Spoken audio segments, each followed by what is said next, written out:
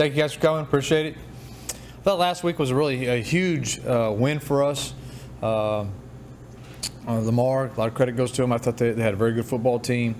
We got in a tough one, got us in a tight ball game, and I think the fashion we did it in is going to give us a lot of confidence. For hopefully, especially offensively, to come up with a 17-play drive to win a ball game is a huge feat in itself. Didn't play perfect. Obviously, we made plenty of mistakes, and we got to hopefully continue to work on those things and get them corrected. You got to be happy with the win. I'm pleased about that, and just another opportunity to go after a great opponent. McNeese obviously is our first ranked opponent we're going to see. That again, has been a tremendous rivalry between us and them. We have a lot of respect for them. I know that. I've said that many times about the just tradition of what they've done for over a program for years, and done a tremendous job down there. So we're seeing obviously a very team that's obviously very well coached. Great football team. It's an in-state rivalry. It's not just about conference. It's also about recruiting. This is about in-state, bragging rights. You name it, it's out there. This is about one of the biggest games that right now. This is the biggest game we played this year, and it's going to have huge ramifications, and obviously in conference play down the road. So we're excited about it, and obviously it's always a tough environment to go over there in McNeese, and if somebody can keep that horse away from me, I'd really appreciate it. Nah. Any questions? You mentioned not playing perfect, and look at some turning points where, like after your interception, opportunity to go up 21-0, yeah. His field goal. Yep. Next thing you know, you throw them 14-13. Yeah. Your defense hits a huge stop, forces them to do a field goal to keep it within one score. I mean, there's a lot of turning points, and like you said, gutting out a 17-play drive to finish is just incredible. Yeah. The way they finish like that. Yeah, that was a big point. Obviously, get the interception. We're up 13-0. Go down there. Missed opportunity. We talked about that. Obviously, we got to learn from those. That's a time to deliver a knockout. Maybe at 20-0, I don't know if they tap out because they got a lot of pride in their program, and I know they're well coached. So I don't know if they tap out, but obviously we start to discourage them from continuing to play so hard. And but we opened the door ourselves, and they did a great job fighting back in it. And then, like you said, defensively, I thought in the second half did an amazing job, and obviously the field goals, forcing them to field goals was huge. Obviously allowed us, obviously to be able to stay in the game with the opportunity to win it there in the last drive. What's your field goal situation? Why do you still stay with this guy? Yeah, I mean, we knew that going into the beginning of the year. I think he's a great kicker. Excuse me, he's a really good kicker. He's a great kicker. I got a lot of faith in him. He's been tremendously consistent majority of the time. He had a little hiccup there at Northwestern, and it comes out of the gate. I think that's nerves. This one, he just kind of hit it off his toe, misses two. But what I like is he came back and hit a 40-yarder into the wind. I think hopefully he understands. I know he does. He understands. We're going to stick with him. He's the guy. He's our guy, and I don't expect him to be perfect. I know that. He's a freshman, but I really believe that when his time comes and when he really gets on a groove, he's going to be up there with all. We've had some great ones in the last couple of years with Sebastian and Adams. And we had two guys that basically gone perfect for the year.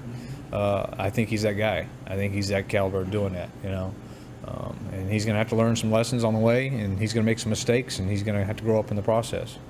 Coach, week one, you didn't want to put it all on Shea. This time you threw him out there and let him play his game. And despite those two untimely drops, he played his butt off. Yeah, I thought he played really well. I thought not just on throwing the football. I think he did it. When he did throw the ball, he threw it with some decisive actions, just very decisive, making his decisions and getting the ball there on time, threw the ball with confidence. Probably the best thing he did, though, was just running the offense, checking plays at the line of scrimmage, getting us in the right plays, delivering the balls we were supposed to deliver it to. And that was really game one for him, That's his game one, and I think I said it earlier in the Southland Conference media is that this will be game two, and hopefully he's going to see what you usually do is the greatest amount of improvement between 1 and 2, and if he makes any improvement at all, I think we got something pretty special on our hands. The throw to Acker on the last drive, when you look at an example of how good he can be to just thread it in there. Yeah. Is that an example of just how good he can be? I think obviously that you judge quarterbacks a certain way. People want to judge them by accuracy and whatever. You judge them by wins. But the other way, the big one you judge quarterbacks by is how do they play under pressure. on third downs with the game on the line. And so far in his 2 ball games, he went down and executed a 17-yard drive to score, and played pretty phenomenal on that last drive. And then and you go back to the drive versus Northwestern to eat the clock up to finish it. In both of his games that he's played in, he's had to get in there and crunch time and deliver with the game on the line, and he's done it both times. So I think we're trying to, hopefully everybody else sees what we see. I think he's going to be a great quarterback in this conference, and time will tell itself, and he's going to have the opportunities to do it and make his own statements. I think looking at the stat sheet, you guys only played 1 time. Right. That and Yeah. 17 play drives will help you out a lot. Yeah, that's pretty. Yeah, it's really good. The only thing that stopped us offensively was ourselves. We have 560-something yards offense. The only thing that stopped us was turnovers and penalties, and a couple missed scoring opportunities there on some field goals. And but I think we can eliminate those mistakes and do that, then we're going to be in great shape.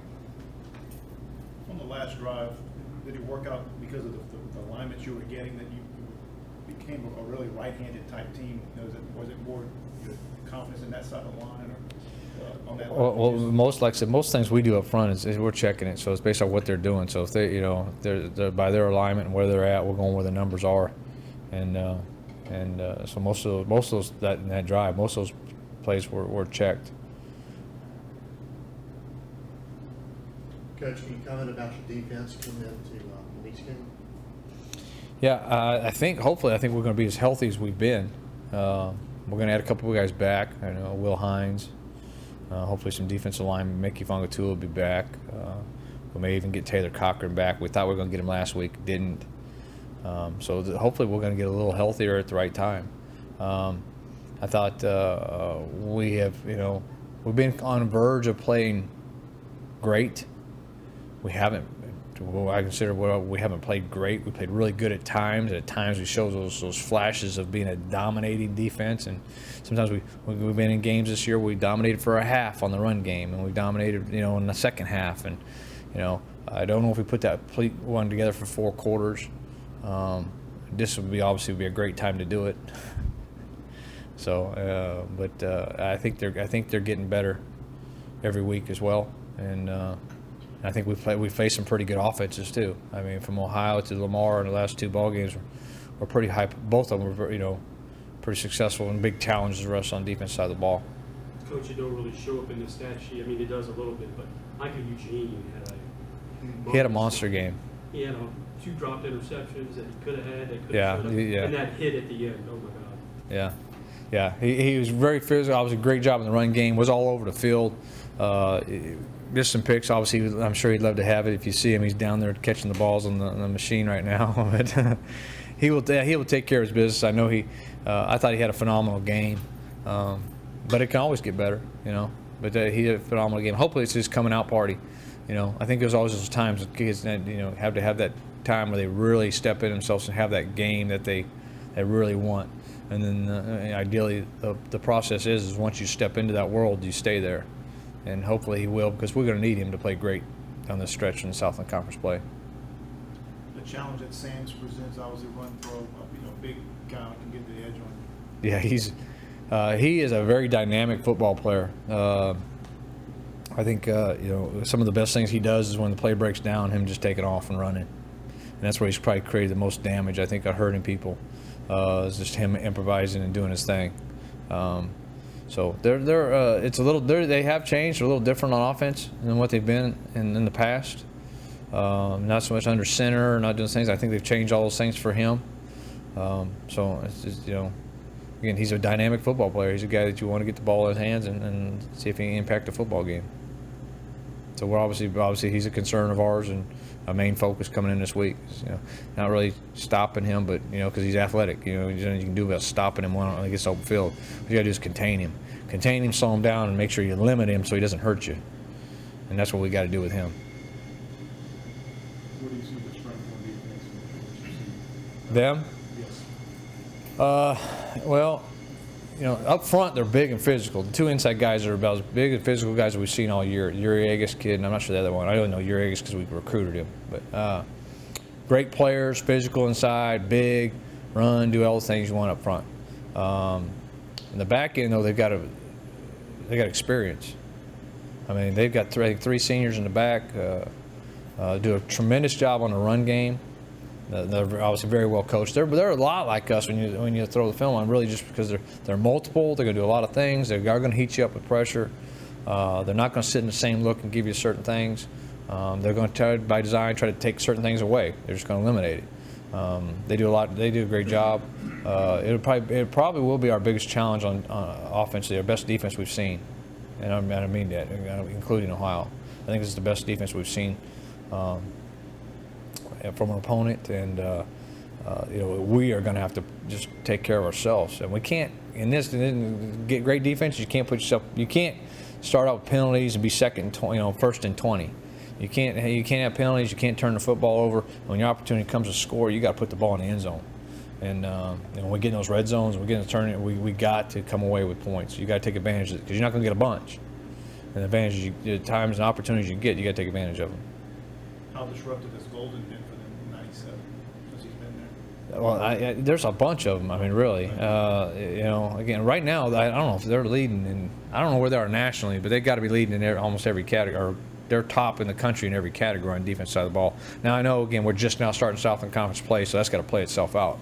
But they're dominating defense. I really like the way they play. I mean, sometimes as a coach, I think you flip on the film and you appreciate from the other side, and you say, they're getting things done, doing a great job. I think they are.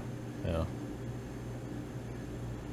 How much is that, Coach? I know you touched on this, but they're similar to what you guys do defensively. How much does that help you guys going into some starting practice? A lot, yeah.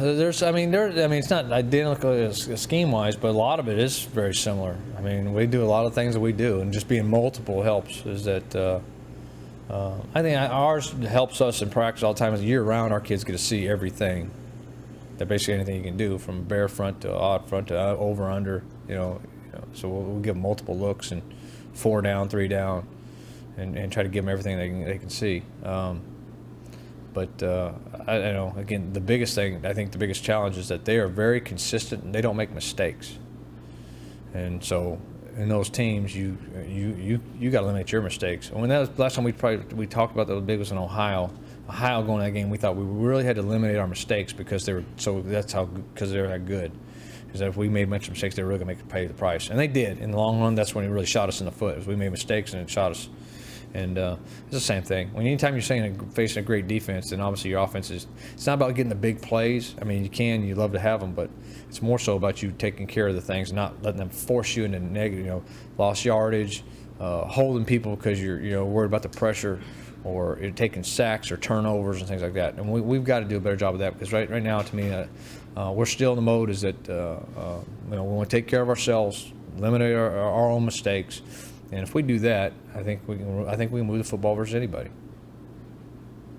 I know a lot of emphasis, obviously, the drive, the end of the game was one thing of beauty for you, but to see the defense go back there, you had to get a stop. It was a collective effort. They both looked at their jobs. I just wondering, meaning, how much you think you grew up, maybe more than Seaman? I hope so. I think so. I think our guys got in the case. There's two things I think our guys understand right now is that if we take care of our business, we're pretty good, and we can play with anybody in the country. When we make mistakes and we don't play well, we can lose to an average Joe. And so I think our guys understand that, and they completely understand coming in this ball game, the magnitude of it and the ramifications, and McNeese and the respect we have for them. So I would think we're not going to have a problem getting their focus or their attention this week. You expect to get Julius back? I expect to get Julius back. He's going to practice today. Yep. It's still kind of early, kind of touch on this too, but this is also a chance to kind of separate. You got T right up there. The top Oh, yeah. It's a chance to create Yeah. some early separation. What do they call them? Separation Saturday, and here it comes. Yeah. Yeah, no doubt, because obviously at the end of this thing, after this game, somebody's going to be the lead, the lead of the race, and then everybody's going to be playing catch up from there on, I just always been the guy. I'd rather start in front and try to lead. So hopefully we'll get that done. If I can pick, I want to stay out front and let them chase us. So yeah, this is huge. That's why I say it's huge. Is that whoever gets this is you're starting from the front, and everybody else is gonna play catch up from there on out, and that's where you want to be.